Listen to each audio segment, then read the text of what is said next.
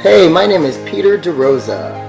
I am so happy to share my life with you through our new show, Hanging Out at the Pad. My life so far has been a combination of great successes and considerable setbacks.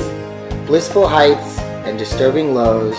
Through it all, I have been inspired by others who share their story with me on a daily basis. Now, I'd like to do the same for you. This show is for everybody out there who did not get the manual on how to be a human being in this ever-changing, crazy world.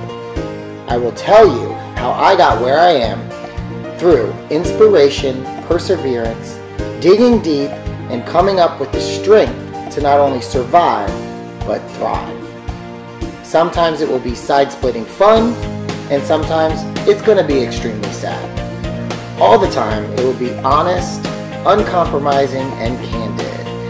I want to help you all be the best version of you. Through forgiveness and acceptance, I have found the inner peace that I was searching for. I want to help you all find that also. I want to share my thoughts with you about being positive and being kind, sharing smiles and laughter, living life with courage and facing the world head on. I want to touch your soul with light and inspiration that I have found along the way on this journey called life.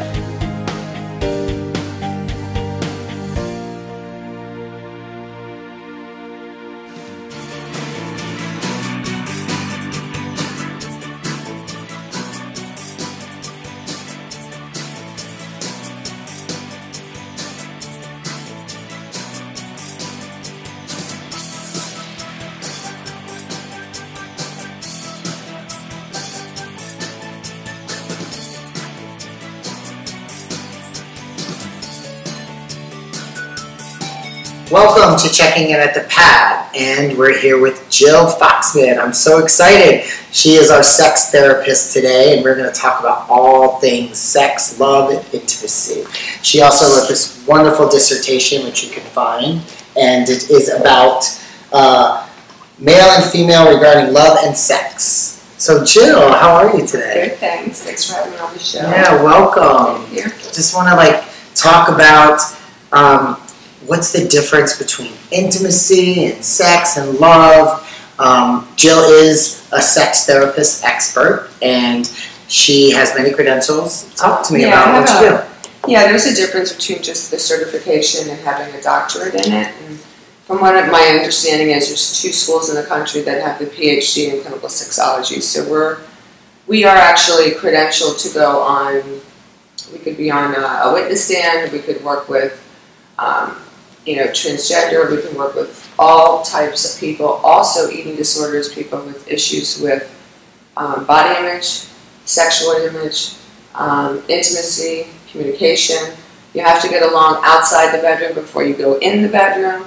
It's important to change your bedroom around, never watch television in the bedroom. There's a lot of things and tips that are important. That's a good one, because I don't have a TV in my room on purpose. I was always taught the bedroom is for sleeping and relaxing and sex, and the TV does not belong in there. So that was really, really, really cool. Yeah, and so giving couples tips like that, individuals, so I'll get couples that come and they think they're coming for marriage and family, and then they end up talking about sex anyway, usually. And then we get on that, and I'm like, well, do you know what my credentials are? They were referred to me, and they're like, no. And I said, well, it's a doctorate in clinical sexology, and then it all comes out. And then I talked to them, and I'm like, have you guys ever talked about what each other likes, dislikes? Do you know what each other has done that they haven't done or want to do, or fetishes or anything? And they're like, no. And these people have been married for 20 years. Is that common in a relationship? People don't even talk to their spouse about what they like. No, they just accept, because that's the way it's supposed to be. It's supposed to be. But sometimes they end up coming for other issues, and then I'll have them build the communication intimacy on the outside of the relationship, and then give them tips for that, for the sexual side. And that's one of the most, what is the most common issue you see with couples regarding their sex issues? it's one or the other aren't getting enough, or one has, there's social media involved. And when social media is involved, you have a lot of people really just innocently looking for old schoolmates, whatever, but sometimes that can rekindle things. And when that happens, it can go further. So that when you brought up social media, which is like part of our life now, we have no Facebook, choice. Tinder, Grindr, Well, Taste, Bumble. I mean, you can go on and on with all these. And I'm not knocking it because it is good to introduce, but sometimes it desensitizes a person from intimacy.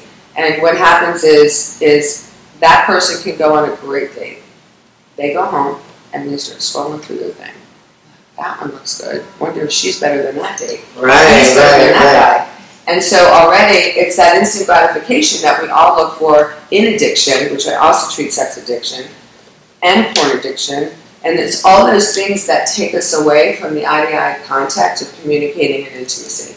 So true intimacy to me is completely different than sex. And women and men are completely different. Oh, that's what I want to talk about. Okay. Because I have experienced, I love sex. And there was it is part of my life. It is something I like to do more often than most, I will say. And there was a time in my life where I was really low and down that I did use sex to cope. I remember. You know, and we talked about that. I did use it to cope, and it was borderline addiction for me. And, you know, it was really interesting working through that because being a gay male, there's a lot of times that you're having sex, but there's no intimacy. It's just sex. It's just sex. And I know the difference. You know, I know the difference when I make love to somebody. I know the difference when I'm just having sex. Right. How do people navigate that in their life? Mm-hmm. And I'm sure married couples can just have sex or be intimate too. The same. Right. Married with kids. They have to schedule it.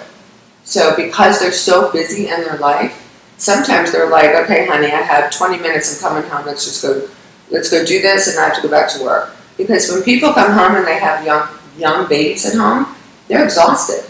And then they grow apart, and they don't have the intimacy, and they're worried about the kids constantly. And so there's certain things you got to do. You got to date. You got to make the date nice. You got to do all of those things. So I go to the basics of building back the relationship. But when it comes to what you were talking about, how do you tell the difference? Women, okay, I will tell you something. The statistics say when a woman cheats or goes out of the marriage or relationship, the men usually will leave.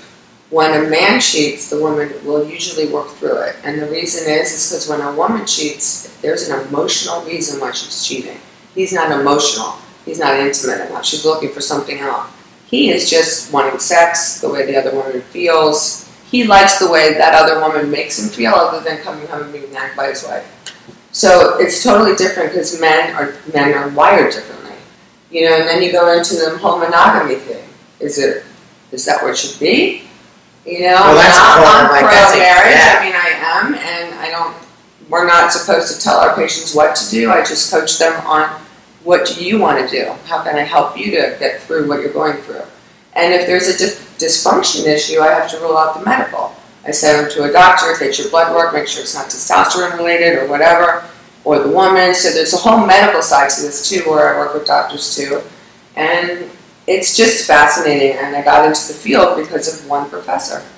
That's cool, because I know hormones have a lot to do with your desire, everything. So you cannot give someone chemistry. You will have it in the beginning, but through the relationship, sometimes it can change, but you can love someone to the core. And what my belief is unconditional love. You love that person no matter what. Absolutely. And you can rebuild that chemistry. You can rebuild it by coming and seeking how to do it, by taking steps. Like she brought cross. Doing fun things that you normally wouldn't do, surprising your husband, wife, spouse, partner, whatever. So talk to me about this. What is this cool little book? That's Tickle Your Pickle, and it teaches. So you use this for your clients as a tool? A lot of women don't know it. It's just fun. It's fun. It's different. Well, I would think a woman, like, I know what to do with the penis because I have one. So I would think, like, so how would you know? They don't communicate that. Some men won't say, oh, this feels good, but I want you to do this. They won't say, they don't want to hurt their feelings. They don't talk. That's why it's important to get all of this on paper on the outside first. Then they're like, I'm like, well, what do you want to do? What haven't you done together? Go to a freaking fetish store and figure it out. You know, and they've done it and they have fun. And they have, like, they'll do role playing, which is so much fun. Just as a schoolgirl. Surprise your person. They will go nuts. And the chemistry can come back. Then, yeah, what's this is called a super deck. And so sometimes you can surprise your spouse. There's no nudity there. I'm not going to bring it out. So different decks of cards with different things and different, Is it like a different things to conversation? different things to do. And if you're in that mood and you want to, things have been rocking in the relationship, you haven't This had is like sex. a game that somebody would play? This is what I do. This is not So what this I one's do. like get kinky, just for example. This is But what you do with it is you hide it. You play hide and seek with the card. Oh. So when the guy comes Get home, me just say, find the card, and that's your gift for the evening. Or it's under his pillow and say, that's what we're doing tomorrow night.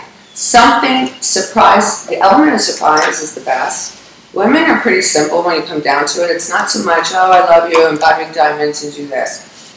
Well, some women are like that. Yeah, that helps. That's it. Some women are like that. Even just flowers is so nice. It's the thought, and it's like, oh my gosh, the surprise of it. You thought about this?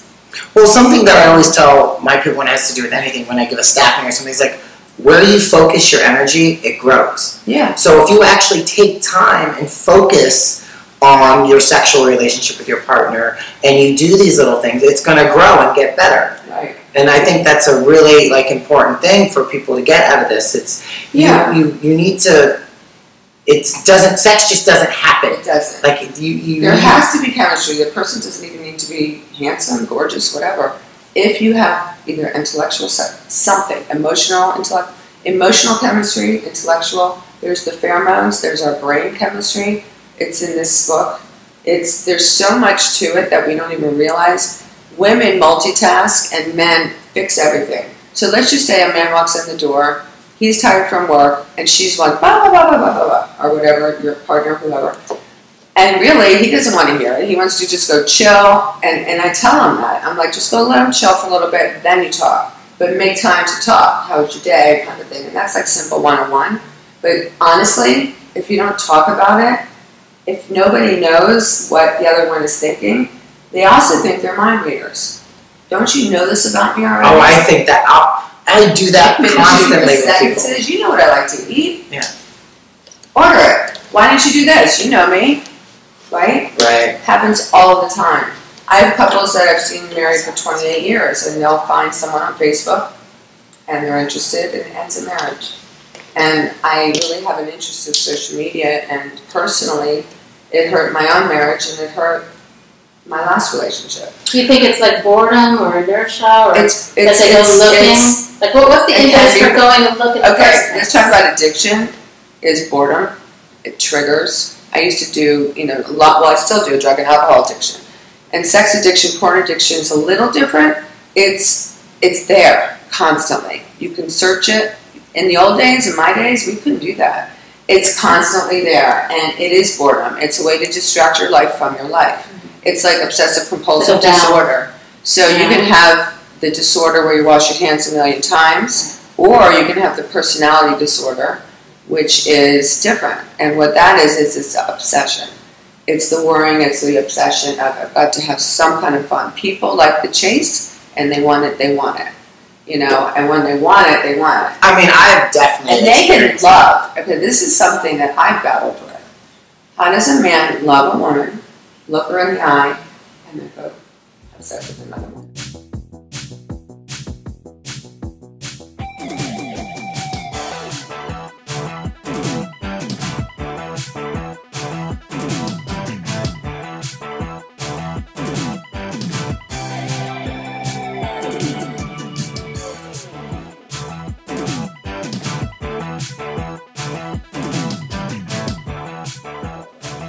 How does a man love a woman, look her in the eye, and then go have sex with another woman? I did it in my marriage. Okay, so this is the difference between men and women. There are women that can do this too, don't get me wrong, happens all the time. So it's not up to me as a therapist to diagnose them as I always believe in the right thing, do the right thing. If you're not happy, get out of it. But then we go back to the monogamy. Is it real monogamy? Do you get maybe it's a period of unhappiness that's not permanent. Something's not being fulfilled. Yeah. Somebody's tired of it, whether they're tired of having sex with the same person. I mean, cheating's not about sex. Right. It's nothing to do with it. They're not getting something. They're not getting, the ego is huge. So with men, for sure. Huge. And if their wife is tearing them down, they're going to look for that woman who's going to build them up, and it's how the other one makes them feel that it grows to be emotional, and boom, then you have sex. Men can just go and have sex. They don't give a crap. Yeah. But I know some women like that also, but it's definitely. I do too. It's definitely. And I'm not knocking either one. I'm trying to be very impartial, and I don't knock either one. And I work with all of them, And honestly, porn desensitizes. So if a man watches porn, and let me tell you something. He's a hairdresser. Since you're at the pad. I'm a hairdresser now. I don't know what I'm doing.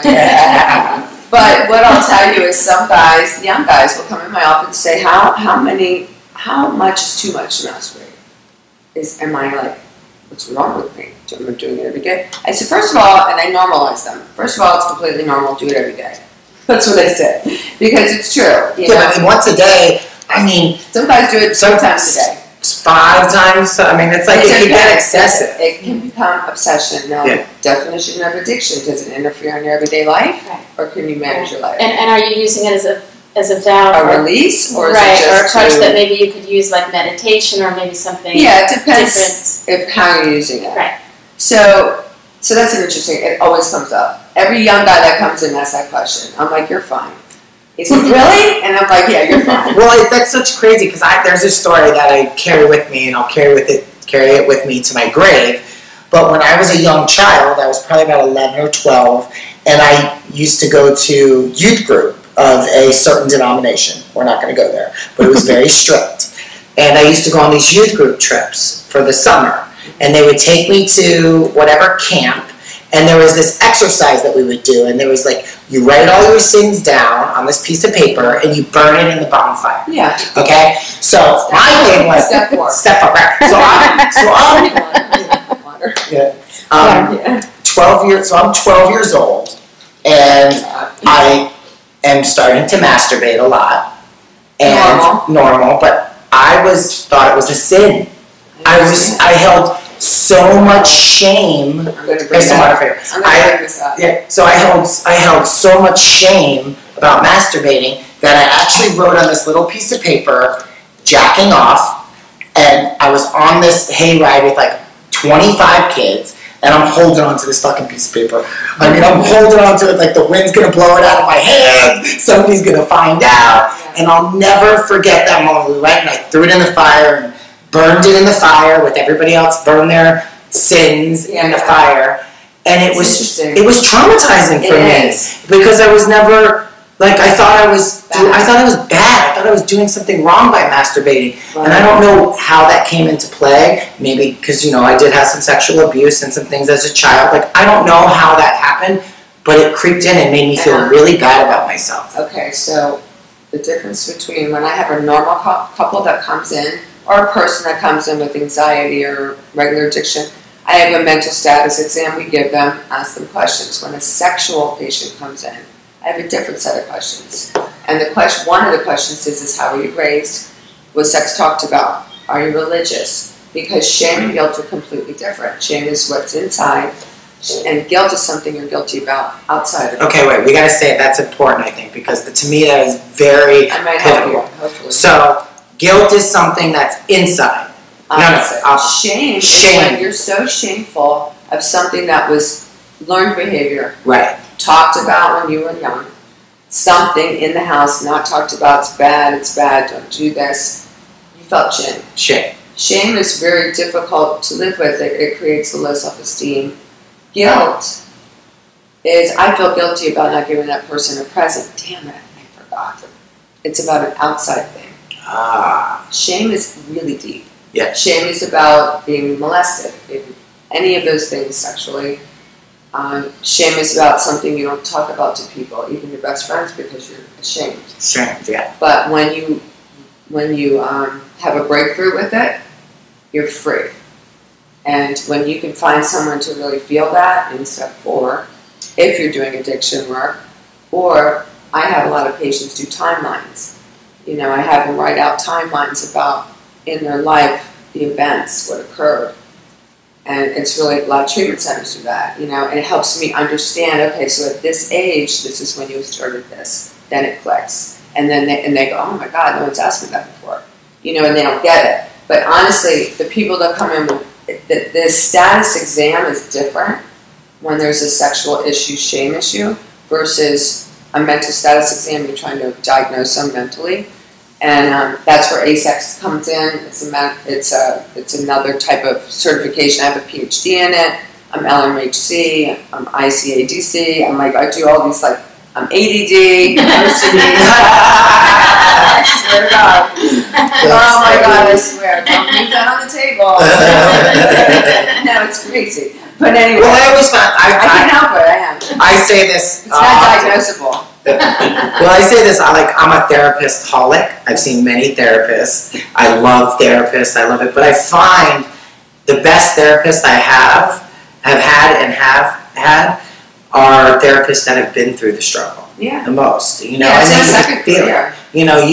You know, you've been through a lot, so that's why you have such valuable information. Yeah, and I love teaching. It's like teaching to me. Because of either personal experience, I love the brain, I love how people think, why people do it. Since I was little, and I have like a different degree, this is my second career. I didn't want to do that other thing, you know, whatever, marketing.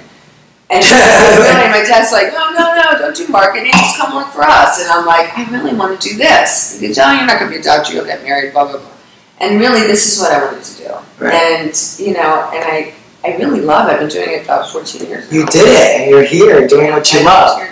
That's so great. So if there's one thing that you could give our watchers to take away, one piece of advice that would really help them in their sexual, intimate relationships, what would it be? Honesty. Yes. You have to be honest. Because I will tell you, people know, the gut instinct. I have not followed my gut many times, I'll be honest. It doesn't work. You have to, honesty. Yeah. Honesty, loving honesty, be kind. Remember, you're on each other's side. You're not fighting against. A lot of my couples, believe it or not, they compete. You did this, I did this, and you know, they're back and forth and fighting. I'm like, you guys are on each other's side. What are you doing? You've got kids learning this from you. You know what I mean? And even, you know, even heterosexual, homosexual, whoever I'm working with, it's the same in that regard. But there is a difference in treating them because you're dealing with either 2 men or 2 women. You have emotion. I'm bringing that subject up because of you know, and it is a little different. And I work with transgender, and I work with gender identity disorder. It's a lot, you know, and it's interesting. And hormones play a huge role in it. I'm like, when's the last time you had a period? You know, I ask these women, why are you so weepy today? When did you get, you know, and they're like, oh, I'm like, all right, write that down. Because next month I probably won't be seeing you that day. No, I'm kidding. No, that's serious. And they don't even think about that. So a lot of it's medical too, and it's chemistry in your brain. You can be depressed, well, all of that. So it's just, it's pretty cool. And there's always something to learn, and I've learned a lot. Well, I've learned a lot from you. So, over the years and today. Watching you talk. Thank you so Thank you so much. This was really great. I've known you forever. This is I'm very happy to be here. Thank you. So, thank you for tuning in again. Website. And make sure if you'd like to find Jill Foxman, you can find her at psychologytoday.com yes. or just Google my name, Jill Foxman PA. Look up my dissertation with the book. Here in Delray Beach. Delray Beach, local. Ciao.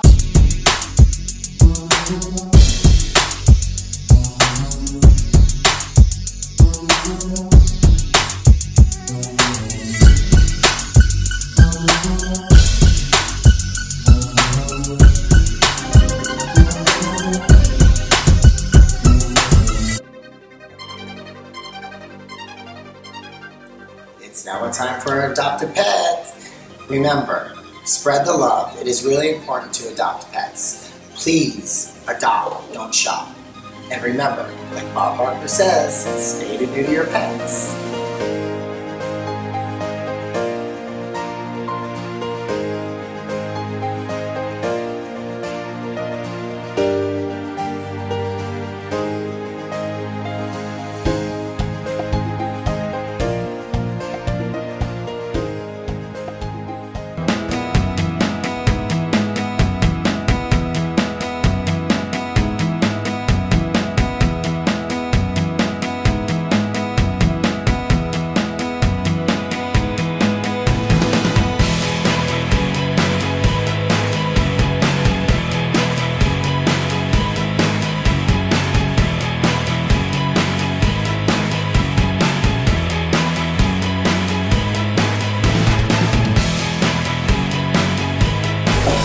You know I'm huge on pet adoption. I think it's really important.